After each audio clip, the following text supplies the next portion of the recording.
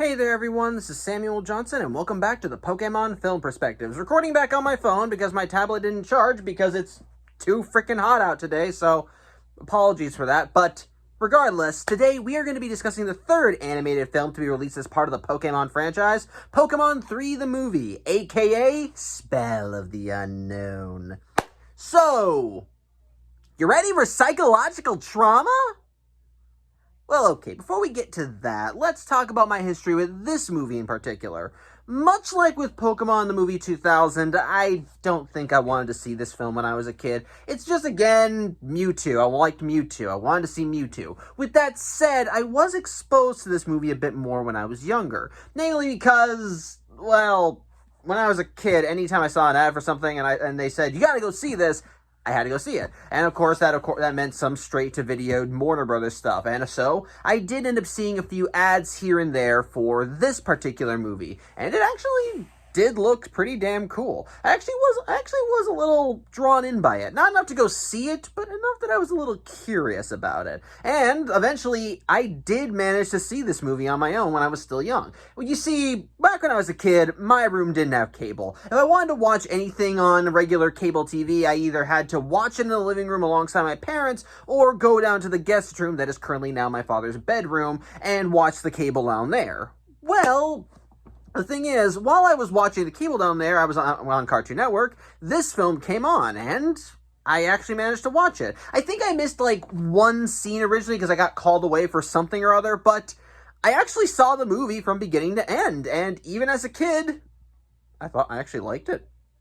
I liked it a lot. I was actually surprised by how much I liked it, and from there, I was a little bit curious about the other Pokemon movies, and from there, that did make me want to go and see the other films beyond the first Mewtwo movie because, well, if this is what the other films were like, maybe they were worth my time, so to speak. But with all that said, does the film still hold up now that I'm older? Or was there something in it that just caught my attention as a kid that I will easily gloss over as an adult? Well, let's take a look at it and find out, as today we are going to be taking a look at Spell of the Unknown. And much like the last two movies, this film begins, of course, with a prologue to set up what the hell's going on. And it opens up on a nice, calm, serene night in a mansion, specifically the mansion of one Professor Spencer Hale, a Pokemon professor who studies an ancient legendary Pokemon. And specifically, he's looking into the affairs of a rare breed of Pokemon called the Unown. These strange mystical whatsits or other that take on the form of these letters and seem to have access to a strange psychic power.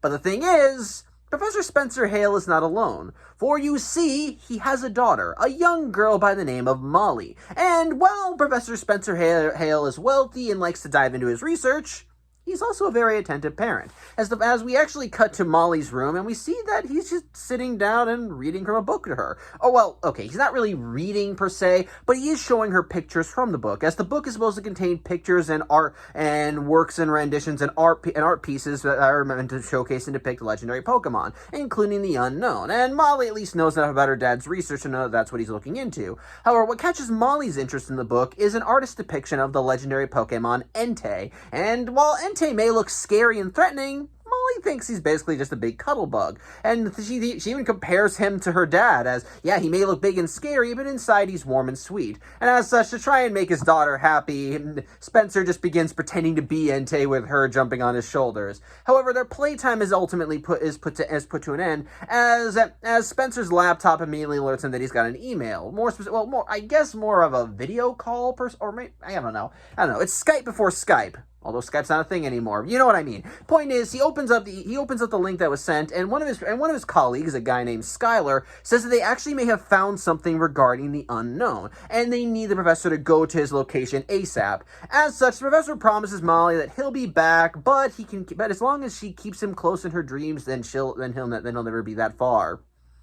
Yeah, this guy's not going to be coming back for a while, as after he leaves Molly in her room for her to sleep, well, we cut to later as we see him at these ruins that Skylar told him about. And sure enough, once the professor and Skylar do go through the ruins, they find that there are many murals and depictions that showcase the Unown. Of course, the two Pokemon geniuses decide to look around and see what they can find, and in their searching and snooping, they happen to find a box that contains all these little tiles that seem to depict the unknown. And, well, when someone begins messing with them, it apparently disturbs the unknown, because I think Skylar picks up one, or it could have been Spencer, I don't know. And it causes an unknown to appear before disappearing when one of them goes to look at it. And sure enough, once Spencer finds the whole box of the stuff and begins tinkering with them, well, it causes the unknown to appear out of nowhere and kidnap Spencer. That is no joke. The unknown appear out of nowhere, open up a random portal, and Spencer is sucked into their realm where they're just singing and laughing and just being all weird and shit. Point is, he's now in their realm, and Skylar's alone. And unfortunately, he wasn't looking when Spencer was taken, so he has absolutely no fucking idea what happened to him. As such, Spencer is basically reported missing. And as such, when Skylar goes back to Spencer's mansion to alert his head butler about what happened, well, he's a little heartbroken, especially since now he has to tell Molly about this. And the thing is, Molly's mom ain't around.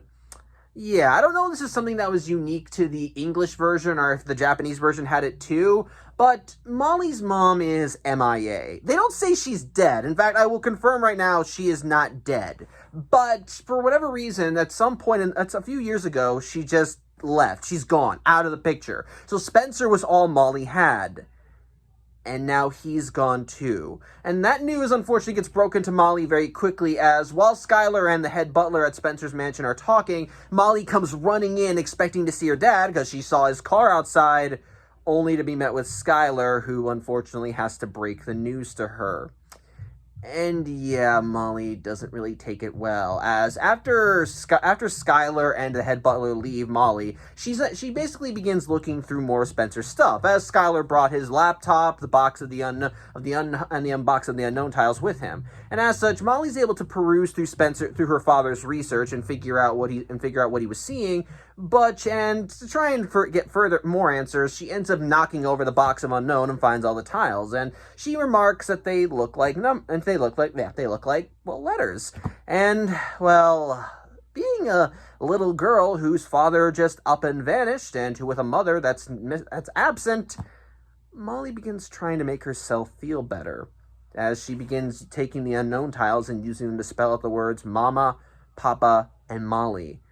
And yeah, it starts having an effect on her, because while it's a sweet thought, she much rather would have the real things there with her. And the unknown respond to this wish as the tiles begin lighting up. And back at the ruins that Molly's father was at, the unknown begins stirring. And it's not just like 1, 2, or like a small flock. No, it's all of them. All the unknown come out, and they actually come flying out of the ruins into a portal that they conjure up in the sky. And on the other side of the portal, it's Molly, as they arrive at the mansion and begin surrounding her. And Molly is actually charmed by the unknown, as they don't seem to be threatening her or anything. In fact, she thinks they want to play with her.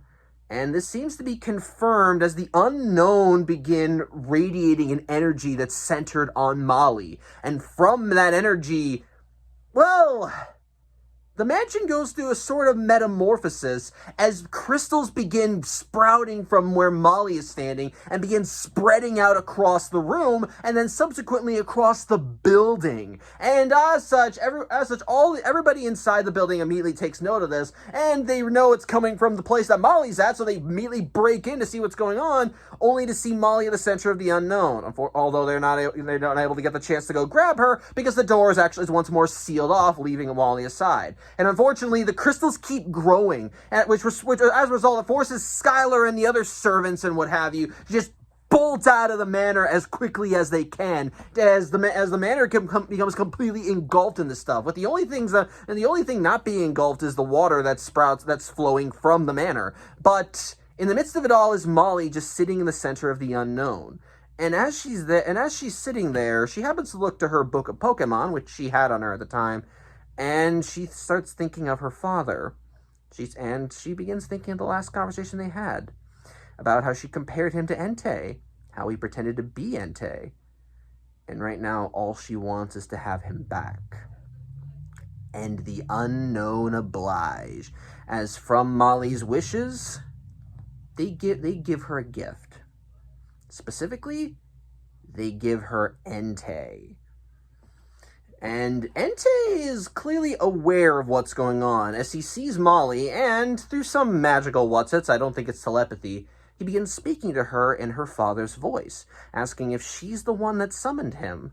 And when Molly sees Entei, she just knows that's her father, as she rushes up to Entei and just grabs his leg and gives him a hug. And while Entei's a little shocked to be called father, well, if that's what Molly wants, then that's what he'll be. So, yeah. We're getting some kind of fucked up shit right off the bat, aren't we? Well, it's gonna get a little worse. But before we get to that, we actually have our other main characters to talk about as we cut over to Ash and Co. as they're making their way down on their Pokemon journey. And in this case, Tracy's been traded back up for Brock. Tracy's now just back with Professor Oak, and now Ash, Brock, and Misty are traveling through the Johto region of the Pokemon world because Ash, I guess, lost the Orange League, so now he's trying his hand at the Johto League, which of course is where this movie takes place in, Pokemon Johto. But as Ash and Co are walking along, they happen to run into another Pokemon trainer named Lisa, who immediately challenges Ash to a Pokemon battle because why the hell not? As such, the two of them battle, which leads to the opening credits of this movie, as well as a remix version of the Pokemon Johto theme, and honestly, it's a really damn good remix. Look it up, it's great. But eventually, the battle ends in a draw, as both Ash and Lisa get 2 wins, 2 losses, and their final Pokemon just kind of knock each other out. Well, maybe Ash won, I don't know. Point is, it's a good battle, and after everything is said and done, everyone sits down, has some food, feeds their Pokemon. It's all nice. Although apparently Ash's battle with Lisa is only the latest of many Pokemon battles, as Ash has been challenged by various Pokemon trainers all throughout the week, and his Pokemon are getting a little roughed up. So they're looking for a Pokemon Center. Thankfully, Lisa knows of one in a nearby town called Greenfield, and so she offers to take Ash and Co there, as she knows a shortcut. As such, Ash and Co agree, and they follow her through said shortcut, which is through the woods, and when they get near Greenfield, they're expecting it to be a beautiful place, as Lisa thinks it's beautiful. It's got beautiful scenery, it's got beautiful green fields, beautiful flowers, beautiful everything. Only when they get close to Greenfield and they look towards the town, they don't see beautiful green fields. Rather, they see Molly's crystal mansion, and apparently, the crystallization didn't stop at the manor grounds. It kept going, and it's still going, as it's continuing to spread out from Greenfield. And so, yeah, people are wondering what the absolute hell. To the point where even a news crew ends up going on the scene and begins reporting on it. And the thing is, people outside of Greenfield begin seeing this broadcast. As we cut back to Pallet Town, and like with the last movie, we see that Professor Oak and Delia Ketchum are watching the news. And it turns out both of them are reacting not so well to it. Why? Because they know Spencer. The news broadcast is able to figure out that wherever this is going on, that whatever is happening in Greenfield, the center of it is Spencer's manor. And well, it turns out that Delia knew Spencer when she was younger. They were friends. And Oak knows Spencer because he was one of his students who went on to do great things. And so if something serious is going on at his house, then maybe it's best to check in on him, as Oak decides that he wants to go to Greenfield to see what's going on, and Delia volunteers to go with him because, well, again, Spencer was her friend. She wants to make sure he's okay. As such, Oak and Delia end up going off to see what the hell's going on. Excuse me 1 second.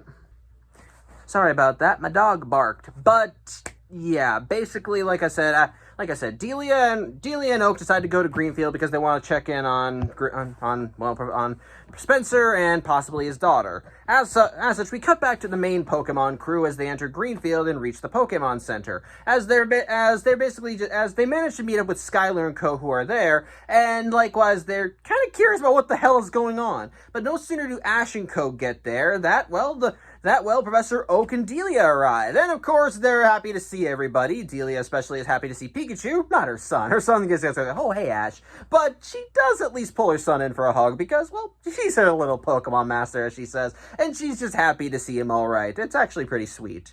Although the newscast does catch this little heartfelt moment on screen, because we then cut over back to Molly, as it turns out that while she may be now trapped in a giant crystal palace, well, she still has cable, as apparently she's able to funnel the TV news feed into her father's laptop, and so she's able to watch the news broadcast as it's going on. And so she sees Ash being hugged by his mom, and she begins looking to pictures that her dad had on his desk.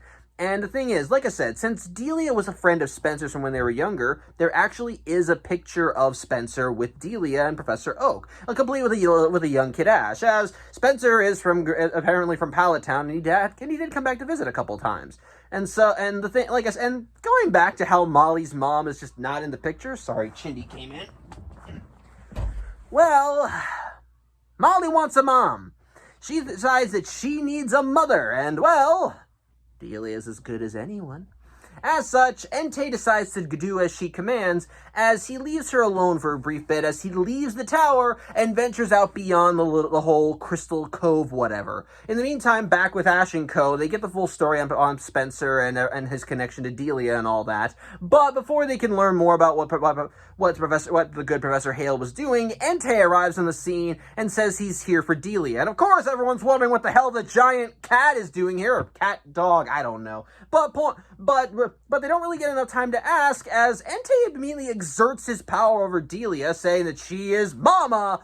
And Delia seems to just go into a trance as she says, "Yes, take me to my daughter."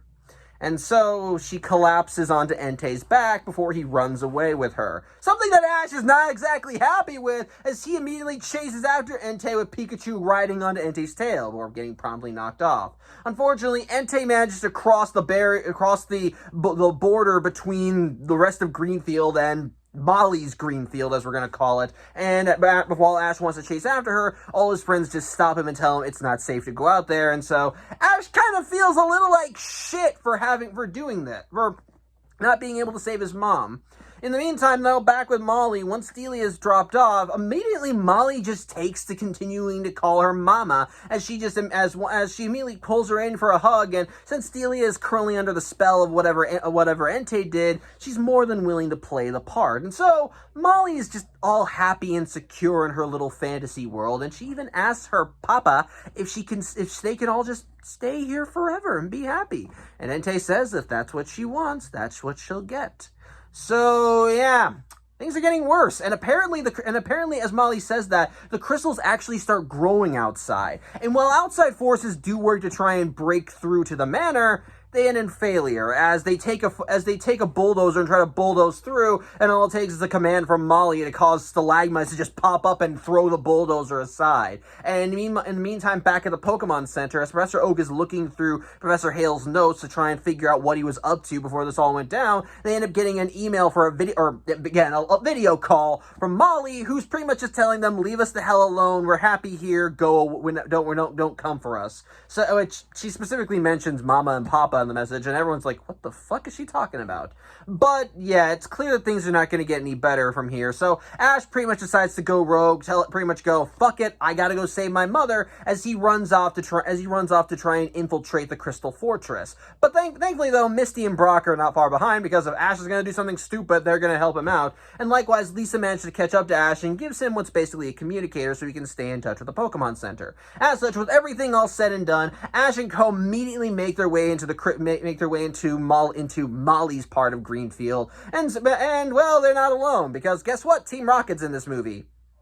Yeah, you'll notice that I didn't really mention them. They made one appearance earlier as they were spying on Ash and Co. when they entered Greenfield, and now they're following Ash and Co. behind in a giant hot air balloon that looks like Meowth, because again, that's where their money goes, apparently. Not towards food, no. It's going towards all the elaborate vehicles that look like Pokemon. That's what's really important here. But yeah, they think that if Ash and Co. are going to that manor, then there's probably some rare Pokemon they can steal, so they want to get in, but unfortunately they get a little too close to the Crystal Tower, and Entei ends up shooting them right out of the sky, causing them to crash into it. So, yeah, for the rest of the movie, we just kind of see them in the background as they're following behind and trying to make their way through this weird cavalcade of whatever. In the meantime, though, Ash and Co. do manage to get a little further in, and it's here where Professor Oak begins realizing that Ash isn't present, and so he calls him on the communicator. And while Oak is upset with Ash for pretty much going off on his own, at this point, he can't really stop Ash either, and so he says, we'll talk about this after you save your mother. As such, Ash and Co. do manage to get into the manor, as like I said, the only thing that wasn't crystallized was the river, and so they're able to use the river to to pretty much get close enough into the manor, even going up a waterfall with the help of Ash's Chikorita and Bulbasaur, who basically go up first thanks to his Noctowl, and then who basically just help everyone up using their vines. Although this is where the news comes back into play, as the news is actually talking about what happened to Delia, and they're covering what's going on at the manor, and they actually do catch Ash and Co as they're trying to make their way in through the backdoor canal. And Molly, of course, is still watching all this, and she sees them trying to get into the house, and, well, Delia is especially paying attention as she sees her son climbing up the waterfall, and at one point when he almost loses his footing, well, her motherly instinct manages to kick in just long enough for her to realize, oh shit, my son's in danger, and it manages to break the spell that Entei had over her. Although Delia is able to realize what's going on rather quickly as she recognizes Molly, and well, there's the giant Pokemon that just kidnapped her, so maybe best to play it safer now.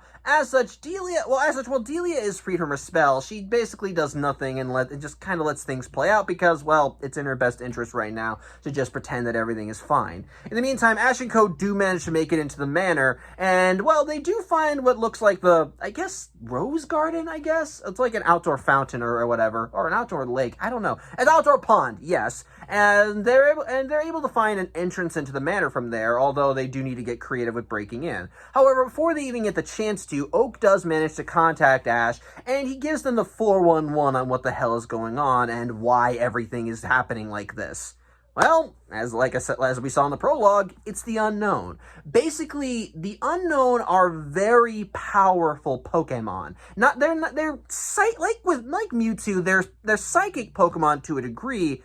But whereas Mewtwo could use his psychic energy to create energy attacks, read your minds, and lift things with his mind, well, the Unown go a step further, as they can not only read someone's mind, but they can bring your thoughts into reality. They can basically take your dreams, your fantasies, your wants, your desires, and actually alter reality to fit them in. It's why this entire manor has been turned into a crystal palace. Because the thing is, going back to Molly's book, not only was Entei in there, but there is a page that depicts something that looks very similar to this crystal palace. So, in a way, this is Molly's perfect little dream world.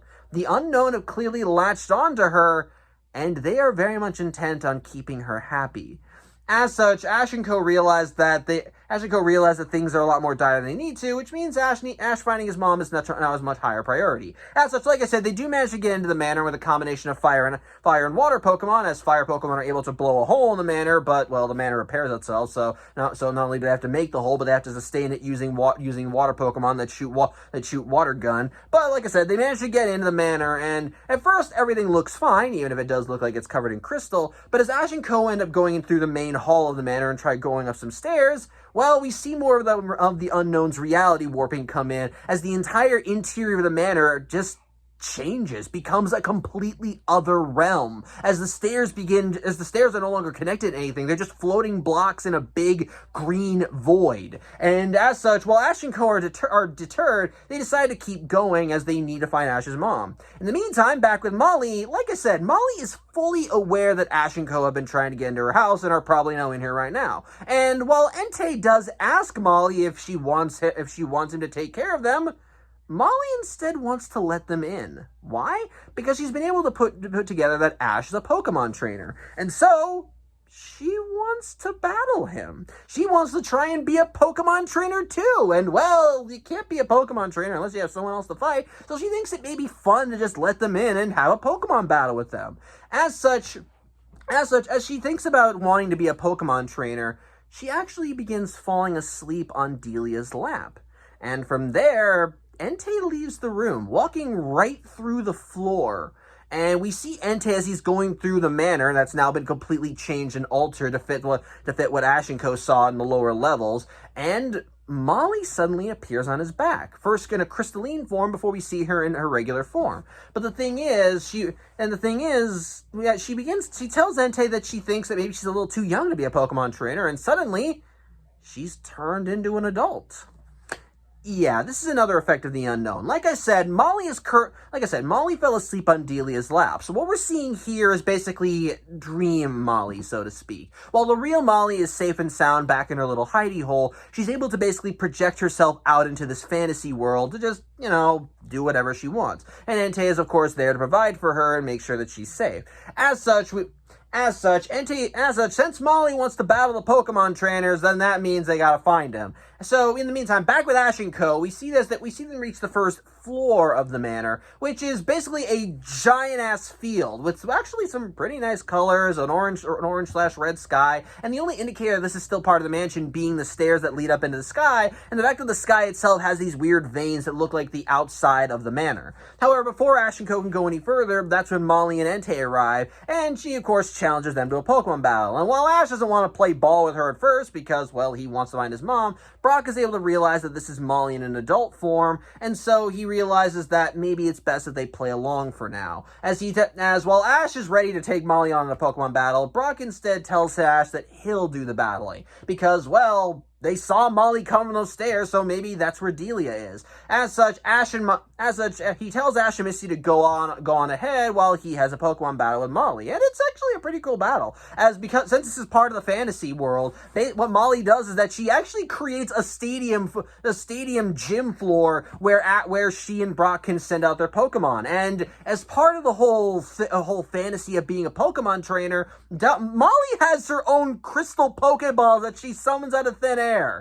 This is the second time in these movies that I see a unique Pokeball to the film that I want to collect. Give me that shit, please. Inject it straight into my veins. I want it. But whatever. Whatever. Brock fights her in the Pokemon battle, but unfortunately, her Pokemon are all fantasy Pokemon, so they're a lot stronger than your standard one. Hell, she has a Manphy. I think it's not a Manphy. I think it's Manphy. I don't know. Point is, she has a small Pokemon take down Onyx with just a headbutt. That's a pretty impressive feat. In the meantime, though, Ash and Misty managed to make it to the next floor, which in this case is now a beautiful beach that's surrounded by flowers. And after Molly beats Brock, she retreats to the next floor to challenge one of them again, with Misty volunteering herself this time, especially since she thinks that she'd be a much better challenge since she is the former gym leader of Cerulean City. And when Molly sees that, she thinks, wait, so you don't have to be an adult to be a gym leader? Oh, in that case, and she turns herself into a teenager, which also alerts Ash and Misty to the fact that this isn't the real Molly. So, in the meantime, Ash runs off once again as Misty offers to fight Molly, which also leads to the entire arena getting flooded since Misty says she's only going to use water Pokemon, so Molly says so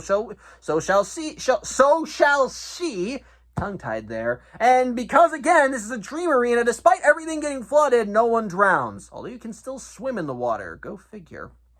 Regardless, Misty ends up fighting Molly as well, and what I kind of like about both this battle and the battle with Brock is that Molly's actually having fun. Yeah, she's obviously going to win both battles because, well, it's her fantasy world. She kind of can make up the rules as she goes.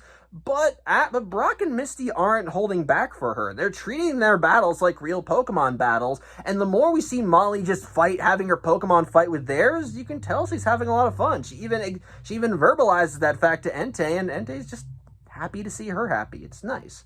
But yeah, Misty loses. Thankfully, though, she was able to accomplish her mission as Ash was able to get far enough away that he was able to reach the top floor of the manor and enter Molly's bedroom where Delia is. And of course, Ash and Delia are happy to see each other. But when Ash sees Molly sleeping there, he realizes that now is the time they need to get out of here. And so, as such, Delia, of course, is all in agreement for this, but she wants to bring Molly with her for, well, obvious reasons. Daughter of a friend. She's alone now. She needs someone. As such, Delia wakes Molly up, and while Molly is at first happy that she was able to be a Pokemon trainer, well, Delia ends up breaking the hard news to her that she's not her real mother, that this is all a fantasy, and they need to leave. Molly doesn't take that well. In fact, when confronted with the fact that this is all an illusion, it's all fake, and that she needs to give it up, Molly actually starts leaning into the illusion more and begins actively fighting back as she immediately screams out no, and this nice, cozy little bedroom begins filled with these giant ice structures that actually separate Ash and Delia from each other. As such, As such, Delia's on one side with Molly, and Ash is on the other side. And as such, so Molly is still, and so basically, and so there's a big enough gap that Delia can easily climb through and get back to Ash. But Molly sees this, and well, knowing that Molly's in danger, Entei arrives, and basically Molly orders Entei to stop Ash from taking Delia away, since she's her mama now. She's not doesn't want to lose her. As such, immediately that little hole is covered up, and Entei tells Ash to hit the road. They don't want him here. Of course, Ash is saying, fuck that, I want to get my mom. So, well, he and Entei are going to have themselves a little battle, as Ash calls out his Pokemon to fight Entei. But the thing is, while Entei may be part of the illusion, his power is very much real, because he's able to whoop the asses of Ash and his Pokemon. As two of Ash's Pokemon are taken out, until eventually Ash has to resort to Pikachu, and again, it's not exactly an easy battle. It's again, well, let's take out the fact that this Entei is an illusion. It's still fucking Entei! It's a legendary Pokemon! Even in a regular battle, Pikachu would probably be outclassed. And so, yeah, Pikachu isn't doing well. And Entei's about to deliver a finishing blow to Pikachu, which Ash tries to intercept, but the end result is that he and Pikachu get flung out a window.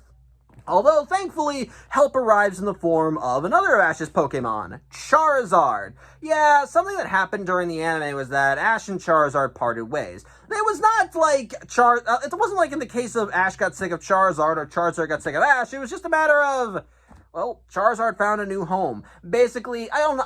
It's been a while since I've seen the anime, so I am not going to be able to tell you exactly what happened. But basically, Charizard found a whole flock or herd or whatever of Charizards. Among them was a female Charizard who I think was partnered with this girl that basically had a little house where the Charizards lived. Charizard chose to stay with him. Ash let him stay because at that point they were now on better terms, and Charizard actually listened to him. But the thing is, going back to this entire thing is being broadcast on the news, Charizard saw that Delia and Ash were involved in this whole thing, and since he's still technically Ash's Charizard, he was a mite concerned for his friend and decided to leave temporarily to go and assist Ash, which he is now, as he catches Ash out of the air and flies him right back to where Entei is. Of course, Entei's a little shocked to see Charizard, but Ash says that this is their family, that they're friends, they're like a family, and so Entei just resolves, fine, I'll take out your whole family too.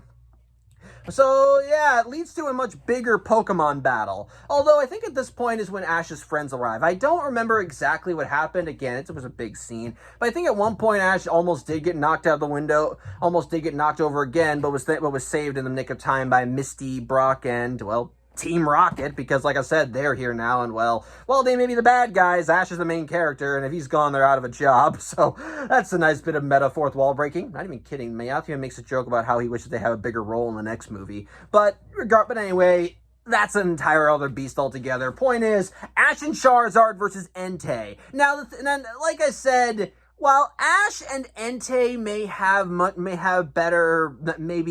while Charizard and Entei may be more evenly matched compared to Ash's regular cadre of Pokemon, again, it's a mystically charged illusory version of a legendary Pokemon versus Charizard. Charizard may fare a little better, but he's not winning this fight.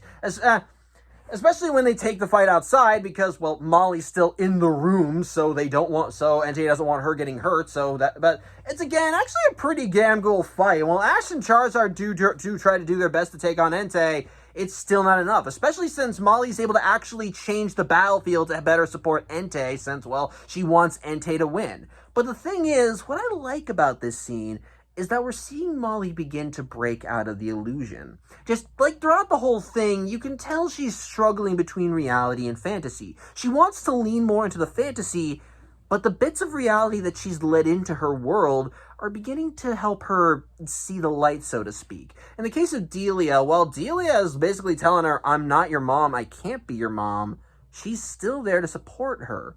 She's still there to support Molly. And while at one point Molly does try backing away from her when she begins to realize that she can never really be her mom, well, even throughout all this, Delia's on her side. Even at one point when Ash and Co tell Molly that she should come with them because, well, they can, if she goes out into the real world, she can get some real Pokemon. She instead summons the images of the Pokemon she used when she fought Brock and Misty and says, "I do have real Pokemon, now go away." And yet, as she sees Ash and Charizard fighting Entei, you can tell it's beginning to have an effect on her. She doesn't like seeing this. She doesn't like seeing this going on and on and on and on and on. And so while Entei is still winning the fight and she does not want him to lose, unfortunately, when it gets to the point where Charizard is basically knocked right out of the sky thanks to a well-timed stalactite, stalactite. I'm going to say stalactite. I'm probably wrong. But the point is, as one knocks him out of the sky and lands him back in the throne room, Entei actually jumps inside, stomps on Charizard's neck, and gets ready to blow his fucking head off, only for Molly to immediately tell Entei to stop. That the fighting's over. She doesn't want to see this. She's done. She wants it to end. And Entei obliges. Hold on one second. Sorry, it's the lighting. It's weird. But either way, yeah, Entei obliges, and he doesn't finish off Charizard. But in response to this, everyone actually begins praising Molly as they tell her that she's got good instincts and that she actually could become a good Pokemon trainer. And even Brock and Missy talk about how when they fought her, they could tell she was putting her all into it. And Molly's actually surprised to hear all that. And they begin once more offering Molly the chance to leave, to go if she wants. And you could tell that Molly's struggling with it a little. But the thing is, even throughout it all, Delia is still by Molly's side. And the more that everyone just keeps telling her, yeah, it's a little harder out there, but you can make some genuine connections with real people, with real friends, you can tell that that Molly's beginning to really consider it. And eventually, Molly decides maybe she is better off with real friends. As such, she says that she does want to leave, that she does want to go out into the real world. And as she does, the Crystal Palace that she built begins shrinking. And, well, when she says this, Entei begins to walk away, especially after her illusory Pokemon vanish as well. And, well, the reason why Entei's leaving is because, well, he was created to make her happy.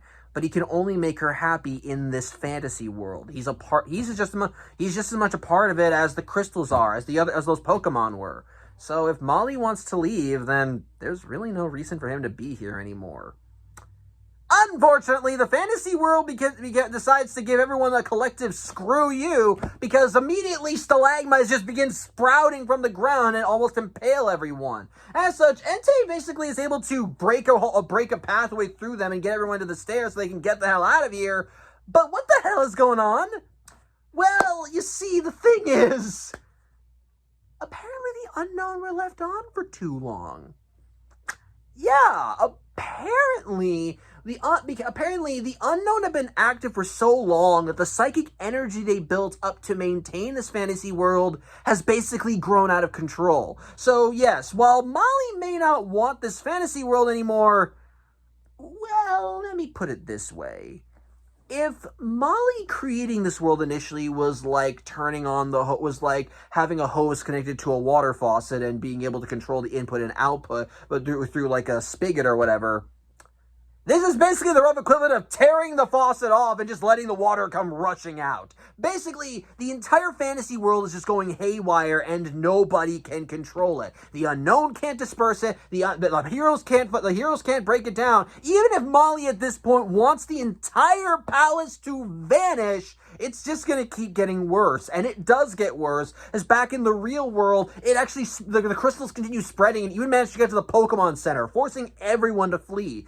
As such, everyone realizes that if they want to end this, they need to get to the Unown, as the Unown are at the center of this whole structure, and they're the ones maintaining it. If they can disperse the Unown, then this whole place should just fall apart. As such, they manage to make their way further down from the manor until they reach the main room where the Unown are, but unfortunately, they can't get too close. There's a force field protecting the Unown, and even when Ash tries to go with his tried and true headbutt maneuver, it doesn't work. And even when they try and get their Pokemon to just open up a gate through the shield. Well, it's temporary at best, as the Unown managed to break the shield and then redirect the energy right back at the Pokemon. It's just a clusterfuck.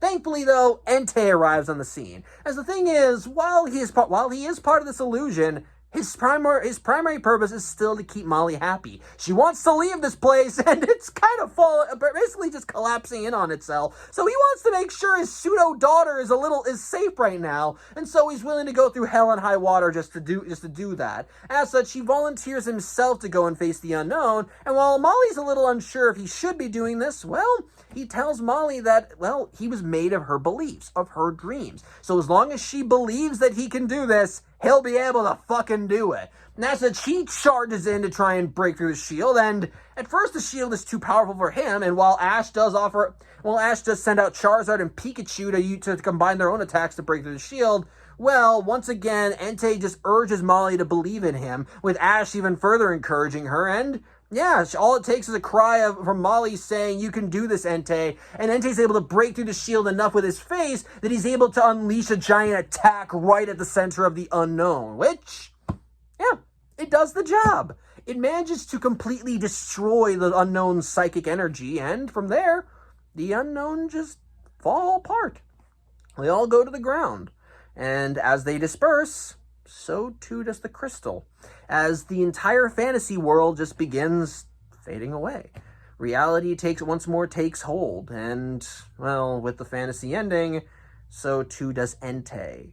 But it's not a sad farewell, at least not entirely. It's bittersweet, because he's able to give some final last words to Molly, telling her that he enjoyed being her father, that he was happy to see her happy, and that while he knows that she'll miss him and he'll miss her, as long as she keeps him close in her dreams, he'll never be far.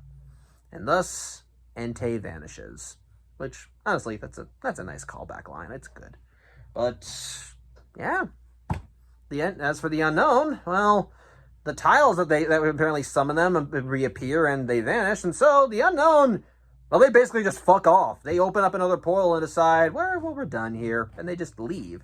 Although, they do give Molly one more gift, as while the Unown do return back to that ancient ruined place that they came from, well, once they return, as they enter their portal, someone leaves. As we see Professor Spencer Hale get knocked out and then land right back in, which was actually a scene in the original Japanese version of the movie, but apparently it was only during the credits, and for the English version, they actually did ask, hey, can we put this here, and can we put this earlier, which I'm okay with, honestly. I think it actually makes for a much happier ending. But regardless, as reality takes hold, Ash and Co. do manage to make their way outside the manor, as we see Professor Oak and Professor Hale's associates coming, the police, even the servants come back as they're all happy to see Molly okay. It's a pretty sweet moment as Molly looks on the outside. She looks up to some clouds and she sees the image of Entei in them and knows that well, as long as she remembers him, he'll always be here somewhere. And thus, well, the film ends on a genuinely sweet note, as it looks like the future is going to be brighter. Although Team Rocket's kind of screwed because, well, there are a bunch of police outside the manor, and they're currently stuck in the attic somewhere. So they kind of just need to lay low until the Fuzz leaves. So there you go. But yeah, from there we get some more after credits stuff as we see Spencer returning home. We see Molly playing in her little pond area, whatever. She actually got a real Pokemon, in this case a Teddy Ursa, which actually was one of the Pokemon from her fantasy, and apparently her mom's back too. I don't know if that was added at the request of the English translators or if that was a scene that the animators added anyway, but I don't fucking know. I don't know. I don't know. It may be a little cheesy, but you know what? I'm okay with it. I'm fine with it. I could deal with a sappy ending. And quite frankly, why not? The movie's good. Yeah, it's good. I'm not gonna go with an objective/subjective opinion here. No. All around, this is a good movie. This is not like, again, going back to the first two Pokemon movies, I can objectively say that those films were dumb, but I still enjoyed them just as a Pokemon fan. There was a lot to love in them, and there was enough to keep me invested. But I think that that this movie, Spell of the Unknown, is a movie that you can enjoy whether you're a fan of Pokemon or not. Mind you, I think that you do need to be a fan of Pokemon to fully appreciate it. I know that sounds a little gatekeepy of me to say, but I do think that you do need to have an appreciation for the anime to fully invest in what's going on. Because let's be honest here, if you're not a fan of Pokemon, you would not watch this movie. With that said, if you're not a fan of Pokemon and you wound up watching this movie because, I don't know, your kid wanted to see it, I do genuinely think you would find something in there to enjoy. How so? Well, let's talk about the main conflict of the movie, Molly. Now, while Molly technically is the antagonist in this movie, as it's her hopes, dreams, and fantasies that are fueling the unknown and creating this world, the story as a whole is not about her subsuming reality into her fantasy. The movie is actually about a little girl who is coming to terms with the loss of her father and her mother. The thing is, while we did see Molly being happy and sweet with her father, as her head butler said when Skylar told him that Spencer vanished, he was all that... Basically, Spencer was all that Molly had in the world. She had nobody else. Servants, fine dining, and riches can do not substitute the warmth of human contact, especially coming from your parents. And in the case of Molly, while her father may have had to leave every once in a while to go on trips or excavations or other scientific research stuff and all that, he made time for her. He made time for Molly. We saw that as early, like I said, we saw that as early as the very beginning of the movie when he was just sitting down to read her a story and then they goofed off together and just did father-daughter stuff. It was sweet. It was nice. So when Molly learns that her father is gone and may not be coming back, you genuinely feel for her, as her reactions feel like things a little kid would do. She looks through her dad's stuff. She wants to know what happened. She finds this weird box of whatever that her dad found and immediately just reacts the way a child would, thinking, oh, I can use these to spell out Mama and Papa. And the more she does, the more she misses them. She begins crying, and even when she tries comfort, and even this little comfort is not enough to actually convince her that she's better off without her dad. She wants her father. She wants to be able to hug someone. She's scared. She's afraid. And then enter the unknown. These mysterious yet seemingly friendly creatures that come in and basically offer Molly a Faustian bargain. Not in the sense of they want her soul or anything, but they basically tell Molly, we can give you exactly what you want. They don't say it per se, but through their actions, they do bring to life her greatest desires. They build her a world where she can feel safe. They create a figure that she can call father in the form of Entei. And Entei essentially becomes an extension of the unknown, as whatever Molly wants, he gets for her. She wants a mom, he gets her a mom. She wants to ride around on his back and play horsey, he'll happily do it just because she wants it. She wants to be a Pokemon trainer? Okay then, just take a nap, little girl, and I'll bring your dream self down there. And since she's technically you, it's fine. When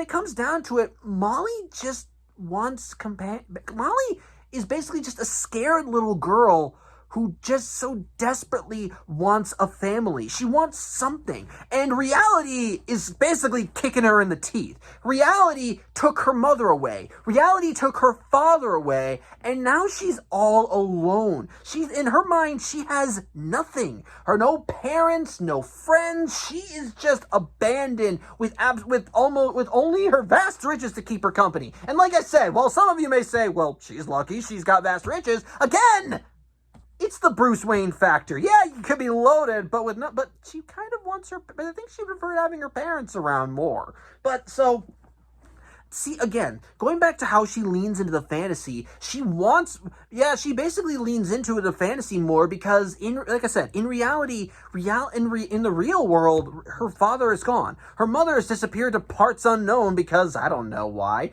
And likewise, Molly herself just desperately wants to Molly just wants to feel safe. She wants back what was taken from her. And in this fantasy world, that's exactly what she gets. In her fantasy world, her dad is alive again. Maybe not in the form that she knows him in, but at least in some kind of form, in the form of Entei. And that's fine with her. In her fantasy world, she gets a mama. In her fantasy world, she can be a Pokemon trainer and make her own friends. Yes, it's fake, but it's safe. And in this fantasy world, she can't be hurt. She can't lose. Everything is exactly the way she wants it. And if anyone tries to break into her fantasy world, she has the power to shut them out. It's basically, if you want to just sum it all up, basically this movie is about a traumatized little girl who has to come to terms with the loss of her family. Which I know I probably just said, but it's tragic. And it's sad. When Ash and Co. try to convince Molly to go with them and leave this place, she fights back. She resists. She doesn't want to go back to reality. She wants to stay here with her mother, her father, her Pokémon, because it's what feels safe to her. And it's just tragic because at the end of the day, all she really wants is to be able to see her father again. And unfortunately, the more she's told that she has to leave, the more she resists, which in turn causes the fantasy world to turn against our heroes. And yet, it's through our heroes that Molly learns that she can't keep living in this world. Because the thing is, Molly is under the impression that reality is awful. That reality just takes and takes and takes from you, that you cannot get anything back from it, and so that's why she wants this fantasy world. And hell, basically she's her own prisoner at that point. Going back to the battle that Ash and Charizard had with Entei, Ash thought that Entei was the one holding Molly captive, but in reality, it's the other way around. Entei is basically the one's Molly's beck and call. He's keeping her here because she wants to stay here. So if Molly doesn't want to go, then he's not letting her go. That's kind of the rub of everything. But the thing is, even when Molly tries leaning more into the fantasy element by the fact when she tries stepping from Delia and tries reaffirming that the family she made in this world is the real deal, well, reality continues proving her wrong. Because, yeah, reality can be harsh. Reality can be cruel. Reality can take away things and kick you in the teeth for it. But at the same time, reality has people that genuinely love and care for us. Through Ash and his friend's trials, Molly begins building up genuine connections. In her battle with Brock, Brock is doing everything he can to treat this like a real battle, even though he can't turn the flirt off because it's the fucking little girl, you moron. Even if she does look like an adult, it's a fucking little girl, you... I don't know. Okay. Maybe I'm reading too deep into it. He called her cute, and I mean, you could easily call a little girl cute without it being a creepy thing. And he at least one point he made her laugh during the Pokemon battle. He said, "Hey, I made you laugh. That's my first victory here." So it could just be him just showing that he's having fun. I don't know. And likewise, but anyways, kind of going back to my original topic. Even when Misty even talked about how she could tell that Molly was having fun during her Pokemon battle, and she could tell she was putting her all into it. And even when Ash and Charizard got taken out, oh yeah, by the way, Charizard left, and they're in the credits too as he went back home because, well, Ash may be his friend, but he has his own family to worry about. Again, getting off topic. Like I said, after Ash and Charizard lost to Entei, Ash told Molly that she has good instincts, and rather than being angry at her for what Entei put him and his Pokemon through, Ash just says, "You'd be a really good Pokemon trainer." And what I like about that is that it begins kind of breaking away at Molly's preconceptions. Like I said, Molly believes that reality is just pain. And yet she sees these people who are going through hell and high water just to make sure she's safe. because they're worried about her. They want to make sure that she's okay, and even when everything gets rough and tough, and even when she tries pushing them away, they're not abandoning her. They're there by her side, and they want to help her. And the thing is, imagine being a scared little girl, just in your own little fantasy world, surrounded by this violence and destruction and all these other unknown factors, some of which that you helped create. And yet here are these people that you assume will be your enemies just coming in and telling you, you're awesome. This is amazing. I mean, I think she would. It kind of begins messing with her head a little. Not to the point where she has an existential freakout. Okay, actually, scratch that. She did have an existential freakout when Delia told him that she wasn't her mom and that she had to come with them, and that Molly had to come with them when they left. But even then, I think that kind of helps her have her heel face turn, because even despite her freakout and the fact that she tries embracing the fantasy more in that moment, reality never stops trying to knock its way in. And it doesn't force its way in either. Everyone just talks with Molly. They treat her respectably. And okay, I admit, it feels maybe a little bit rushed, but not to the point where I feel like it's detrimental. I think Molly basically seeing all this kindness and compassion and seeing that there can be genuine connections made actually feels very sweet and nice. And I do believe that when she finally decides, maybe I should leave this place, that it feels that I think it actually is worthwhile. Yes, I fully admit that it still feels a little bittersweet, because you can tell that Molly is still afraid, because out in the real world, she doesn't have Entei. Out in the real world, her father and mother are still gone. But the people that she's encountered in this movie have offered her hope.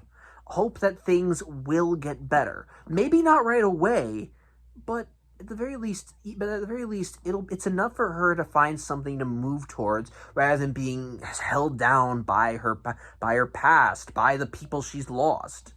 Yeah, she'll never forget them, but eventually she has to move on, which, quite frankly, I think is a very mature topic to discuss in a Pokemon movie, of all things. Especially with having the crux of the character that goes through this entire arc be a little girl, of all characters. So, yeah, there's clearly something there.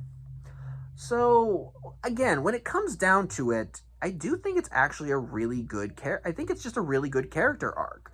And by the end of it, when Molly does resolve to just return to reality, despite how much it can hurt her, it's actually pretty sweet and nice. And quite frankly, I'm actually okay with the fact that they brought the dad and mom back by the end. Okay, the mom one feels like kind of an asshole, because they never really explain what happened to her. Or they just say that her mom vanished one day and never came back. But I'm willing to let it slide. And besides, I'm happy to see her get her dad back at least. Let her have that, for Christ's sake. I can buy that the Unown just decided, well, if you're related to the little girl, we can let you go. I like that. I kind of like that. It's nice. I dig it. I'm good with it. I'm good with the schmaltz is what I'm saying. So I'll take that.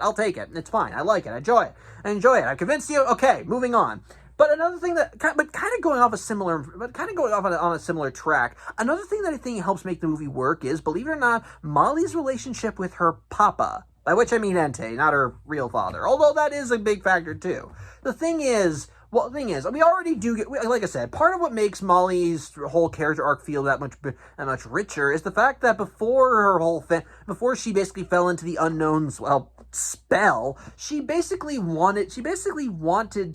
all she wanted was to be with her father. She was happy playing with him. She was happy being read stories to by him. It was all sweet and nice for her. And so when she does enter the fantasy world after her dad just vanishes, thanks to the Unown, who are ironically the ones that cause all the problems in this movie, basically when Molly creates Entei, it's actually genuinely sweet. Now, the thing is, Entei may be a byproduct of the fantasy, because like I said, he exists only to serve Molly. He's in the form that he's in because Molly imagined her father as Entei, and so the Unown created Entei to basically be an emulation of her father. But with that said, Entei is her father. And I don't mean that in like a biological sense, but all Entei wants from Molly is for her to be happy. He will do anything to keep her happy. And you could argue that that's part of the illusion, that he's basically just doing exactly what the Unown made him for. But much like with how the Beldam and Coraline made the other father and the other Wybie too good of a pair of copies to the point where they actually helped Coraline rather than help the Beldam, Entei is doing everything he can to make sure that Molly is safe. And if Molly being safe and happy means that she has to leave her fantasy world, then he's willing to let her go, just because he knows that her being happy is what's going to be the end result. And I genuinely find that sweet. And the thing is, what I like about that is it kind of helps bring everything together by the end. Because at no point in this movie does any of what Entei does feel fake. It doesn't feel like he's putting on an act because, well, her desires fuel the unknown and he's got to keep the unknown going. No, he's here to serve Molly. And by the end, when he basically tells Molly, you gotta believe in me, I need you to do this, it's actually pretty damn sweet. It's nice. And it's probably, and like I said, since he was, while he was created to serve Molly, he was pretty obviously given too much independence, because even when the illusion begins going nuts, when Molly loses control of the unknown, he is still fighting for her, still fighting to keep her safe, and even tells her, you gotta believe in me, otherwise I can't pull this shit off. It's actually nice. I like it. And when he does vanish, it actually feels sweet. It feels like a genuine sacrifice, because he sacrifices himself for his daughter. He may not be the real Spencer Hale, but the real Spencer Hale's love is true, and Entei shares it. And just as Professor Hale would do anything to keep his daughter safe, so too shall Entei, even if it means costing him his own existence. And it's sweet. Then that connection is another thing that keeps the movie going. Seeing Entei just happily sitting on the sidelines while Molly's enjoying herself, or him just willingly let her ride on his back, and that's a sweet scene, okay? That was a genuinely sweet scene. When I saw her riding on his back, and he was just looking like he was smiling as he was hopping around for her, it was a sweet thing. And you know what? I'm okay with that saturin-coated crap, okay? It's adorable. Sue me. Although I still hate Hamtaro. That is a completely weird tangent to go off on, but I don't like Hamtaro.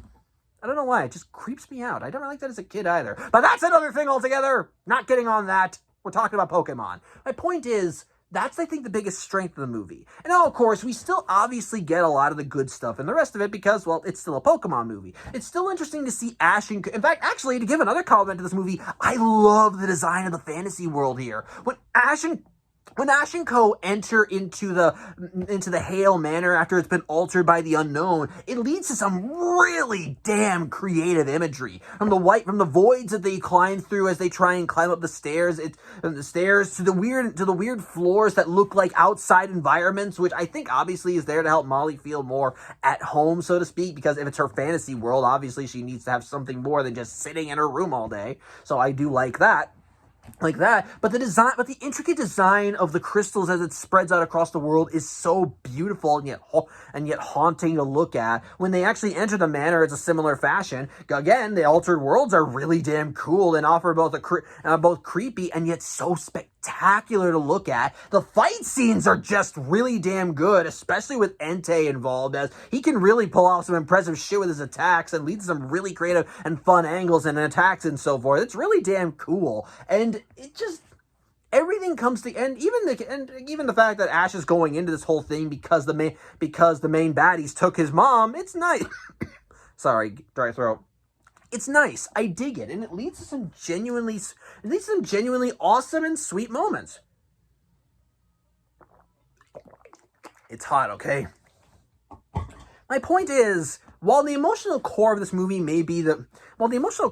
is enough to keep it going, there's plenty of good trappings in this thing to keep you invested. Of course, it still has all the telltale signs of a Pokemon movie, from Ash and Co. just going off and doing their own thing, which I honestly love, to the awesome Pokemon battles, especially when Brock and Misty go up against Molly in her different forms and her fantasy Pokemon, which, the battles are slanted towards Molly, because, again, it's her fantasy world, but I'd be lying if I said they weren't cool, and again, I want those Pokeballs, damn it, give me the Pokeballs!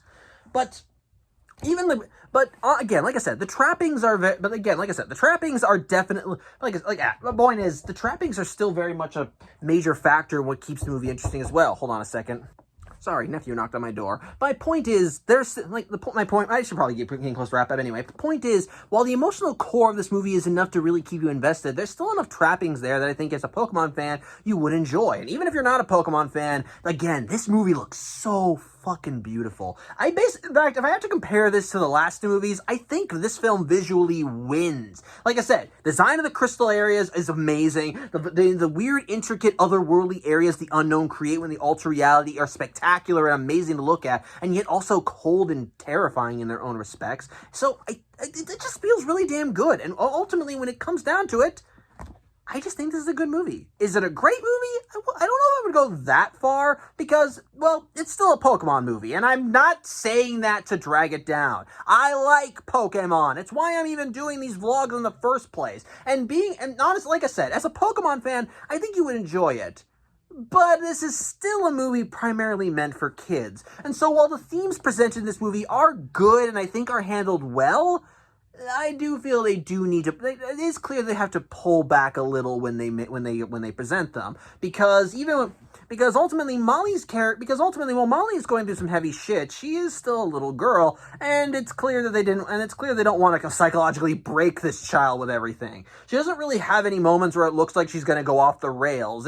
While she has her outbursts, otherwise it just feels like natural reactions to things. So while I feel like they could have gone a little further in the psychological horror aspect or the trauma, I do understand why they pulled back a little. Again, kids movie, can't really go that far yet. So I do kind of understand that. And again, combine that with the fact that it's a Pokemon movie and that they do need to kind of split the time between Molly and her issues with Ash and Co., it does mean that they can't focus on it as much. With that said, though, what we do have, though, is still really damn good. Like I said, the stuff with Ash and Co. is not bad, like I said, as it's still fun to see them explore through this strange other world that Molly's created. The designs are still really damn impressive, and of course, the Pokemon battles are still genuinely kick-ass. But likewise, even if you can get past all that, there's still so much more to offer. I like the character stuff with Molly. I love the arc that she goes throughout the movie. The emotional heart, but connecting her and her father, both the real one and the fantasy one, is still really sweet. And it ultimately all comes together to make a rather heartfelt and honestly very emotionally fulfilling experience. And as a whole, I think this all comes together to make a Pokemon movie that, on its own merits, I think is a really good movie. Not a great movie, but a pretty damn good one. And I think and honestly, for any non-Pokemon fans out there whose kids are obsessed with the show, I think it'd be okay for you to watch this. It has enough emotional feels in there that you can probably be invested in a little, while still keeping enough Pokemon action and awesomeness in there to keep your kids invested as well. So, on the whole, yeah, I do think that Spell of the Unown is just a really damn good movie. And if you haven't seen it yet, totally recommend you should. It's definitely one that should be on your to-watch list. So, yeah, I think that's really all I have to say. I hope you enjoyed the video. I thank you for watching. I'm Samuel Johnson. Next week, we're probably going to go back to the not as good video quality on my tablet since it's charging as we speak. But, well, maybe that's appropriate because next week we're going to look at another Pokemon movie that's not very good. And unlike the first two Pokemon movies, this is not one that I particularly enjoy. So tune in next week as we take a look at Pokemon Forever.